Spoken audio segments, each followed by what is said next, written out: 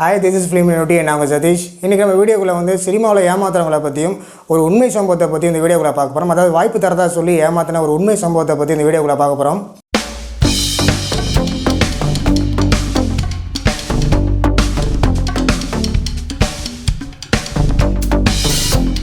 சினிமானா என்ன? ஒரு ஆர்ட், ஒரு கலைன்னு சொல்லுவாங்க.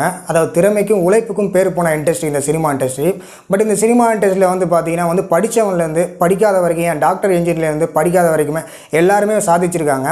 பட் இது ஒரு காலகட்டத்தில் வந்து பார்த்திங்கன்னா வந்து அப்போ இருந்த காலகட்டத்தில் ஒரு கலையாகவும் அதுக்கப்புறம் ஒரு வியாபாரமும் இருந்தது. அதாவது 2012, நான் சொல்ல 2012 முன்னாடி வரைக்குமே வந்து பார்த்திங்கன்னா சினிமா முழுக்க ஒரு கலையாக இருந்தது.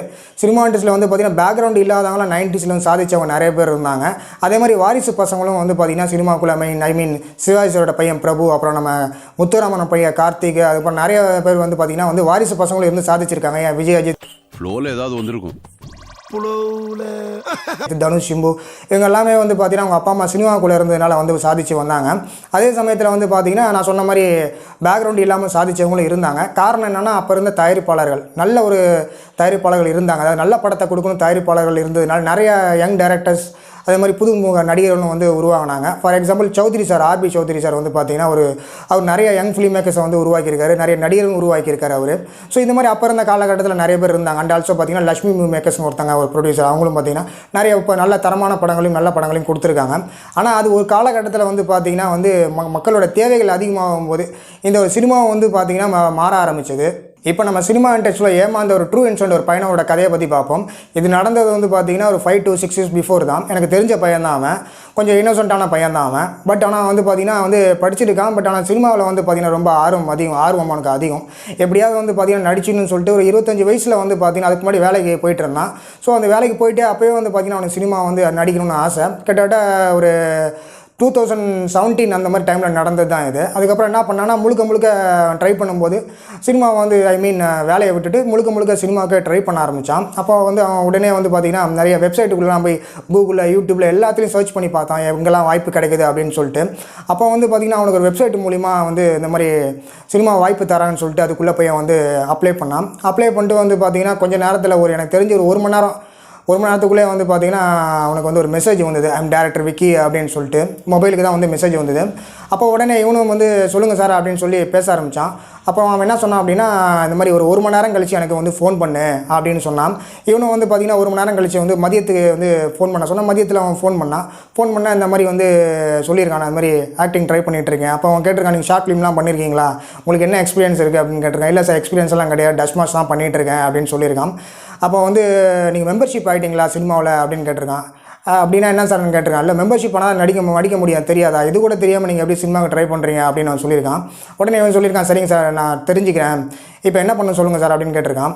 அப்போ அவன் சொல்லியிருக்கான், அந்த மாதிரி ஒரு மெம்பர்ஷிப் ஆகணும்னா நீ வந்து நடிகர் சங்கத்தில் அங்கே போகணும், அது உனக்கு கொஞ்சம் கஷ்டமாக இருக்கும், என்கிட்ட வந்து ஃபார்ம்லாம் எல்லாமே இருக்குது, நீ சொன்னேன்னா நான் உனக்கு நீ 6000 பணம் போட்டு விட்டானா உடனே நான் வந்து உனக்கு வந்து இது பண்ணிடுறேன், ஃபார்ம் ஃபில் பண்ணி நான் வந்து பண்ணிவிட்டு உனக்கு ஸ்க்ரீன்ஷாட் எடுத்து அனுப்பிச்சிடுறேன். இது வந்து நான் சொல்கிறது வந்து பார்த்திங்கன்னா என்னோட பாடி லாங்குவேஜ் தான் சொல்கிறேன். அவன் வந்து அது வேறு மாதிரி பேசியிருப்பான். ஸோ அது வந்து அந்தளவுக்கு பிரெயின் வாஷ் பண்ணுற மாதிரி அந்த பையனை பேசியிருக்கான். அவன் வந்து பார்த்திங்கன்னா படித்த பையன் தான், இருந்தாலும் சினிமா மோகம் ஆசையில் வந்து அவன் என்ன பண்ணியிருக்கான், அந்த 6000 உடனே வந்து போட போயிருக்கான். அவன் சொல்லியிருக்கான், அந்த மாதிரி காசு போட்டு உடனே என் ஆஃபீஸ் இருக்குது, என் ஆஃபீஸில் வந்து நீ வந்து என்னை வந்து நீ பார்க்கலாம், அட்ரஸ் அனுப்பிச்சிடும், நீ வந்து பாரு, நான் ஏமாற்றலாம் மாட்டேன் அப்படிங்கிற மாதிரி தான் பேசியிருக்கான். உடனே குடுன்னு போயிட்டு காசு எடுத்துகிட்டு போய் அட்ரஸுக்கு அவன் அக்கௌண்ட்லாம் கொடுத்துருக்கான், நம்பர் கொடுத்துருக்கான், போயிருக்கான். போடும்போதே வந்து பார்த்தீங்கன்னா அவனுக்கு 2 மனசோட தான் இருந்திருக்கு, போடவா வேண்டாமா அப்படின்னு. டக்குன்னு என்ன இருக்குது, திரும்ப மெசேஜ் பண்ணியிருக்கான், என்னப்பா இன்னும் போடலையா அப்படின்னா. சரிங்க சார் போட்டுறேன்னு சொல்லிட்டு போயிட்டு உடனே போட்டிருக்கான். காரணம் என்னன்னா எப்படியாவது சினிமாவில் நடிச்சிடணும் அப்படின்னு ஒரு ஆசையில் போய் போட்டிருக்கான். போட்டு உடனே வந்து கிட்டத்தட்ட ஒரு 10 நிமிஷம் கழிச்சு வெயிட் போட்டோன்னே சொல்லியிருக்கான், போட்டேன் சரி ஓகே அப்படின்னு சொல்லியிருக்கான். அப்புறம் ஒரு 10 நிமிஷம் கழிச்சு நான் கூப்பிட்றேன் அப்படின்னு சொல்லியிருக்கான். வெயிட்னு சொல்லிட்டு 10 நிமிஷம் மெசேஜ் பண்ணுறேன்னு சொல்லியிருக்கான். ஃபோனும் பண்ணியிருக்கான், 10 நிமிஷம் கழிச்சு பண்ணுறேன்னு சொல்லியிருக்கான். இவன் ஒரு 1 மணி நேரம் கிட்டத்தட்ட பார்த்துருக்கான், ஒரு மதியம் வரைக்கும் கூட பார்த்துருக்கான் போல இருக்குது. ஃபோனே வரல, சரி டேரக்டர் பிஸியாக இருப்பார் போலன்னு சொல்லிட்டு. அதுக்கப்புறம் என்ன பண்ணால் இவனே திரும்ப ஃபோன் பண்ணி பார்த்துருக்கான், மெசேஜ் பண்ணி பார்த்துருக்கான், எந்த ரெஸ்பான்ஸும் வரல. அதுக்கப்புறம் இவன் வந்து மெசேஜில் திட்ட ஆரம்பிச்சிருக்கான், இந்த மாதிரி அசிங்கமாக திட்ட ஆரம்பிச்சிருக்கான். அவனும் திரும்ப திட்ட ஆரம்பிச்சிருக்கான். திட்ட ஆரம்பித்தவனும் பார்த்திங்கன்னா 2 பேரும் வாக்குவாதம் ஆகி அந்த விக்கிங்கிறவன் வந்து நம்பரை வந்து பிளாக் பண்ணிட்டான்.